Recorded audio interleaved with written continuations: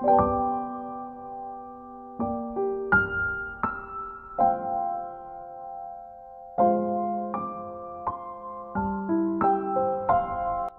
Everyone welcome back to my channel आमी देवी और हमारे छोट्ट परिवारे तुम्हारे सबाइके अनेक वेलकाम और अनेक भालोबासा जानिए स्टार्ट करছি আমার আজকের এই ভিডিওটা। তো যখন থেকে আমি আমার আজকের ভিডিওটা স্টার্ট করলাম তখন ঘড়িতে বাজে মোটামুটি সকাল 6টা 6:30 মতো, আর তখন থেকে আমি তোমাদের সবাইকে আমার সাথে নিয়ে আমার আজকের এই ভিডিওটা স্টার্ট করলাম। आई होप আমার আজকের ভিডিওটা তোমাদের একটু হলেও ভালো লাগবে। তো এই ভিডিওটাতে লাস্ট অবধি তোমরা আমার সাথে থাকবে, আমার ভিডিওটা একটু ফুল ওয়াচ করবে। আর কে কোথা থেকে আমার ভিডিওটা দেখছো আমাকে কিন্তু কমেন্টে জানাতে ভুলবে না, অবশ্যই আমাকে একটু কমেন্টে জানাবে। আর তারপর দেখো আমি এদিকে ঘুম থেকে উঠে প্রথমে সব ঘরের দরজা জানালাগুলো খুলে দিলাম। আর দরজা জানালাগুলো খুলে দিলে কি হয় জানো তো, একদম সকাল সকাল আমি যখনই উঠি, বলতে পারো ভোর 5টায় উঠি 4টায় উঠি, তখন প্রথমে উঠেই কিন্তু আমি ওই দরজা জানালাগুলো খুলে দিই। তখন যে প্রাকৃতিক হাওয়াটা এসে ঘরে ঢুকে না, তখন বেশ যেন একটা আরাম লাগে। তবে ঠান্ডার দিনের ব্যাপারটা একটু আলাদা, তখন হয়তো খুলি না অতটা, বলতে পারো জানালার একটা পার্ট খুলে দিই। তবে গরম দিনে কিন্তু যতটুকু পারা যায় আমি খুলেই দিই। আর প্রাকৃতিক হাওয়াটা যখন গায়ে লাগে তখন দেখবে একটা আলাদা যেন আরাম লাগে আর কি গায়ে।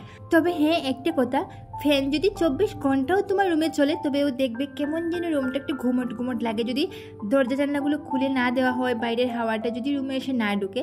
তাই কী করি আমি প্রত্যেকটা দরজা জানলা বলতে পারি খুলে দিই, বাইরের হাওয়াটা যখনই ঢুকে তখনই যেন বেশ একটা আরাম লাগে। তারপর এদিকে গাটা ধুয়ে কিছু বাসি কাজ সেরে তারপর ওই বাসি নাইটিটাও একটু চেঞ্জ করে নিলাম, এবার চুলটা একটু আঁচড়ে নিলাম। আর এখন ওই চিয়া সিডসটা খাবো, খেয়ে তারপর কিচেনে যাবো আর কি। তো এটা আমি প্রতিদিনই খাই, তোমরা অনেকেই জানো যারা আমার ভিডিও দেখো।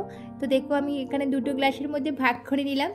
এই ছোটো গ্লাসটার মধ্যে আমার হাজব্যান্ডের জন্য একটু রাখলাম, আর বড়ো গ্লাসটাতে আমি নিয়ে নিলাম, কারণ হচ্ছে ও সকালবেলা তেমনটা জল খায় না।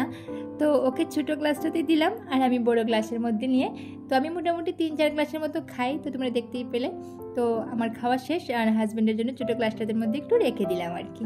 আর এদিকে দেখো আমি সকালবেলার ব্রেকফাস্টটা একটু রেডি করে নিলাম। তো আজ আমাদের ব্রেকফাস্টে ছিল ওই আলু ভাজি ছিল, আর সাথে ছিল বিরিয়ানির ভাত আর ডিমের সবজি। তো তোমরা এটাকে কে কী বলো আমি জানি না, আমরা বিরিয়ানির ভাতই বলি। তো আমার হাজব্যান্ড এটা খুব ভালোবাসে আর কি খেতে। তো আগের দিন রাতে আমি চালটা ভিজিয়ে রেখেছিলাম। আর এখন না গরম অনেকটাই পড়েছে বলতে পারো, আর তোমরা তো সবাই জানো কতটা গরম পড়েছে। তো এই গরমের খাওয়া হচ্ছে না আর কি। তো আজ একটু ঠান্ডা ঠান্ডা ভাব আছে, তো আমার হাজব্যান্ড বললো যে আজ বিরিয়ানির ভাত খাবে, তো তাই আর কি আজ বানালাম। তো সাথে ভাবছিলাম আমি ডিমের আমলেট করবো, তো আমার হাজব্যান্ড বললো যে একদম শুকনো শুকনো খাওয়া যাবে না, তো তাই সাথে ওই ডিমের আর কি একটা সবজি বানিয়ে নিলাম, আর ছিল আলু ভাজি। আর এদিকে ভাবলাম যে না খাওয়া দাওয়া শেষ করে একটু ফল খাওয়া আর কি। তো প্রথমে খাওয়ার আগেই এটা কেটে নিলাম আর কি। তো এখানে কিছু ওই মালটা আছে আর সাথে আছে আম। তো আমটা একটু শক্ত তোমরা দেখতেই পাচ্ছ, আর জানি না কেন আমার হাজব্যান্ড একটু শক্ত আম দেখেই বাজার থেকে আনে, একদম নরম নরম মনে হয় ওর ভালো লাগে না, তো এরকমই আনে। কিন্তু আমার একদম এত শক্ত ভালো লাগে না, মোটামুটি একটু মিডিয়াম হবে আর কি, তখনই ভালো লাগে। তো যাই হোক দেখো এদিকে আমরা খেতেও বসে গেলাম। আর দেখে যে তোমরা এখানে ডিমের সবজি ছিল, আর ওই আলু ভাজি ছিল, সাথে বিরিয়ানির ভাত, আর ওই একটু ফল আছে আর কি। আর এদিকে খাওয়া দাওয়া শেষ করে আমার হাজব্যান্ড চলে গেল বাজারে। তো দেখি ও বাজার থেকে কি নিয়ে আসে, যেটা আনবে সেটাই রান্না করবো আর কি দুপুরের জন্য।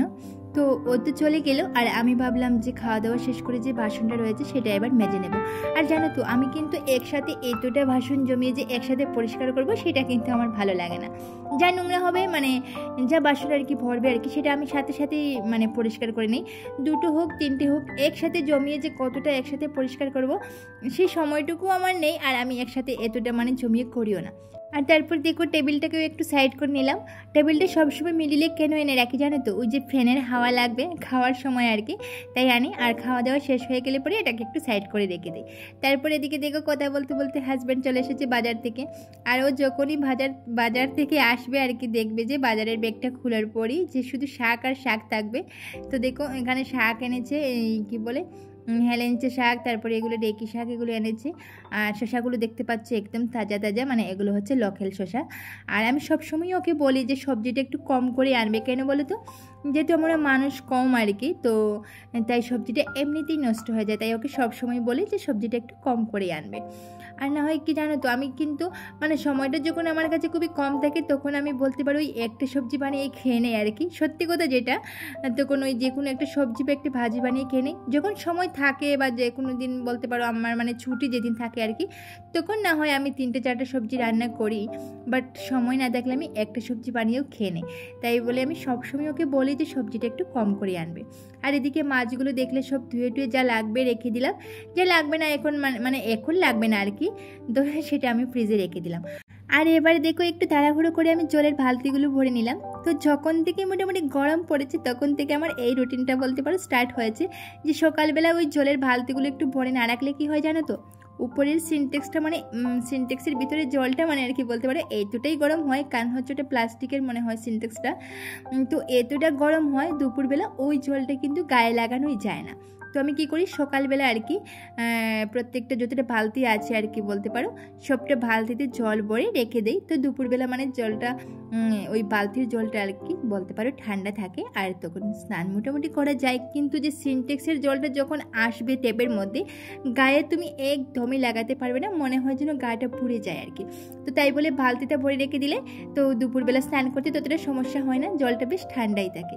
তো তাই ওই রুটিনটা স্টার্ট করছি আর কি যখন থেকে গরম পড়েছে তখন থেকে। এদিকে দেখো রান্নাটাও বসিয়ে দিলাম। তো এদিকে আলু বেগুন দিয়ে আর আমি মাছ দিয়ে রান্না করব। মাছ তো তোমরা দেখতেই পাচ্ছ, এটা হচ্ছে পুঁটা মাছ। তো আজ একটু রুটিনটা চেঞ্জ করেছে, তো আজ আর কাতলা মাছও আনেনি, তেলাপিয়াও আনেনি, আজ এনেছে কি বলে ওটা পুঁটা মাছ। তো এদিকে রান্না বসিয়ে ভাবলাম ডালটা একটু রোদ্রে দিয়ে আসি। কেন জানো তো, ওই ডালটা কি করেছিলাম আমি কন্টেনারে রাখতে ভুলে গিয়েছিলাম আর ক্যারি ব্যাগের মধ্যে থেকে গেছে। আর এবার দেখছি কাল রাতেই দেখছি আর কি যে এটার মধ্যে অনেকটা পোকা হয়ে গেছে। তো ভাবলাম একটু রোদ্রে দিয়ে দিলে পোকাগুলো কিন্তু মরে যাবে। তো ডালগুলো রৌদ্রে দিতে গিয়ে দেখলাম যে গাছের নিচে একটা পেয়ারা পড়েছে, তো ওই পেয়ারাটা নিয়ে আসলাম। তো নিচে পড়ে একটু দাগে হয়ে গেছে, ওটা একটু সাইড করে কেটে তারপর মানে দাগি জায়গাটা আর কি কেটে ফেলে তারপর এটা একটা প্লেটের মধ্যে নিয়ে নিলাম। আর আমি এবং আমার হাজব্যান্ড দুজনে খেয়ে নিলাম, বেশ টেস্ট কিন্তু আমাদের গাছের ওই পেয়ারাটা। এদিকে দেখো রান্না হয়ে গেছে, আর আলু বেগুন দিয়ে আর ওই কি বলে ওটা পুঁটা মাছ দিয়ে বানিয়েছিলাম শুধু কাঁচা লঙ্কা চিরেই। তো কালারটা দেখেই বুঝতে পারছো তেমনটা লাল কালার থাকে না কিন্তু আমার রান্নার, যেহেতু আমি কাঁচা লঙ্কা চিরে রান্না করি। আর একটু পাতলা পাতলা ঝোল দিয়ে আলু বেগুনের একটু সবজি বানিয়েছিলাম আর কি ওই পোটা মাছ দিয়ে। আর সাথে ছিল শাকটা কিন্তু দারুণ লাগে জানো তো, যেমনিতেই হোক মানে কিছু না, শুধু ওই কাঁচা লঙ্কা দিয়ে আর একটু পেঁয়াজ রসুন যেটা শাকে দিতেই হয় সেটা দিয়ে না, আর ওই গরম দিনে শাকটা খেতে কিন্তু বেশ ভালো লাগে। জানি না তোমাদের কেমন লাগে, তবে ওই শাকটা যেমন আমার হাজব্যান্ডের ফেভারিট তেমন আমারও। আর যে কোনো শাকই জানি না কিন্তু আমার কিন্তু খেতে খুবই ভালো লাগে। তো যাই হোক এদিকে রান্নাবান্না শেষ করে চলে গেলাম স্নানে। আর এখন জানো তো ওই গরমের দিনে স্নান করতে গিয়ে কিন্তু একটা ভয় সবসময় থাকে, মাথায় যে জল দেবো, মাথায় জল না দিলে তো শান্তি পাওয়া যায় না। আর মাথায় জল দিতে একটা ভয় লাগে যে কীভাবে চুলটা শুকাবো, জানো তো চুলটা ছেড়ে মানে থাকাই যায় না, এত গরম পড়েছে। তো ভাবলাম ওই কাপড়টা দিয়ে প্রথমে মানে চুলের জলটা একটু উঠে যাবে, তারপর ফ্যানের নিচে কিছুক্ষণ মানে চুলটা ছেড়ে তারপর শুকিয়ে নেব। এতটাই গরম লাগে কি বলবো তোমাদের, যে মানে চুলটা ছেড়ে শুকানোই যায় না। মানে আমি আমার কথা বলতে জানি না তোমাদের কেমন লাগে, চুলটা যেন গায়ে লাগলে কেমন কেমন যেন একটু ছিটছিট করে, একদম ভালো লাগে না আর কি। তো তাই আর মাথায় জল না দিলেও শান্তি পাওয়া যায় না, এমন একটা অবস্থা হয়েছে। তো যাই হোক স্নান টান করে এদিকে আমি ঠাকুর সেবা দেবো। তো দেখো সামনে যে গাছটা আছে আমার ফুলের, ওখান থেকে সব ফুল কিন্তু মোটামুটি চুরি হয়ে গেছে। মানে চুরি হয়েছে বলতে সকাল সকাল আর কি, মানে রাস্তার পাশে তো বাইরে থেকে হাত দিয়ে ওগুলো নিয়ে যায় আর কি। তো ওই গাছটা একটু ভিতরে আছে বলতে পারো, ওটার বাইরে থেকে নাগাল পাওয়া যায় না বলে ওই ফুলগুলো মোটামুটি আছে। তো ওখান থেকে এনেই আমি ঠাকুর সেবাটা দিলাম আর কি। তো যাই হোক আমার মোটামুটি ঠাকুর সেবা দেওয়া শেষ, আর এবার ঠাকুরকে একটু ধূপ ধুনোও দেখিয়ে দিলাম। আর এখানে যে দুটো ফটো দেখতে পাচ্ছ যেখানে আমি ধূপ দেখাচ্ছি আর কি, তো এখানে আমার দুজন বাবার ফটো আর কি। তো দুজন বাবা বলতে একজন হচ্ছে আমার শ্বশুর আর আরেকজন তো আমার বাবা। তো ওরা দুজনেই এখন আমাদের কাছে নেই, তোমরা তো দেখেই বুঝতে পারছো। তো ওই দুটো ফটোতে আর কি আমি ধূপ দেখিয়ে নিলাম আর তোমাদেরকে পরিচয়ও দিয়ে দিলাম আর কি। যাই হোক তো এবার ঠাকুর সেবা দেওয়া শেষ, ধূপ দেখানো শেষ, চলে আসলাম রান্নাঘরে, এবার খাওয়া দাওয়া করবো। তো কি বানালাম আজ সেটা তো তোমাদের বললাম না, তেমন কিছু বানাইনি। আজ ওই মাছের ডিম ছিল সেটা ভাজি করেছি, সাথে শীতল চাটনি ছিল, আর ছিল শাক ভাজি, আর ওই যে বেগুন দিয়ে আলু দিয়ে আর পুঁটা মাছ দিয়ে একটা পাতলা ঝোল করেছিলাম সেটাই। তো এদিকে দেখো আমার হাজব্যান্ড জল টল রেডি করে নিচ্ছে। তো এখানে দুটো বোতল থেকে মানে গ্লাসের মধ্যে জলটা দিয়ে প্যাক বানাচ্ছে আর কি। মানে দুটো বোতল বলতে ফ্রিজ থেকে একটা ঠান্ডা জল এনেছে, ঠান্ডা জলের বোতল আর কি এনেছে, আর এখানে একটু নর্মাল জল ছিল।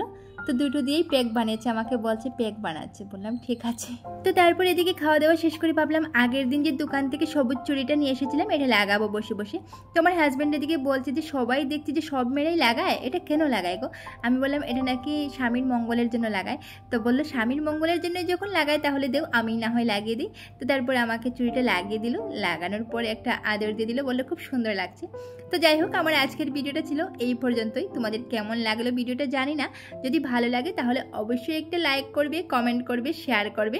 চ্যানেলে নতুন সদস্য হলে অবশ্যই চ্যানেলটা সাবস্ক্রাইব করে আমার পাশে থাকবে, আর ফেসবুক পেজ থেকে দেখলে অবশ্যই পেজটা ফলো করবে। তো আজকের মতো সবাইকে টাটা, সবাই খুব ভালো থাকো, সুস্থ থাকো, আর তোমাদের পরিবারের সকলকে নিয়ে ভালো থাকো আর সকলকে ভালো রাখো।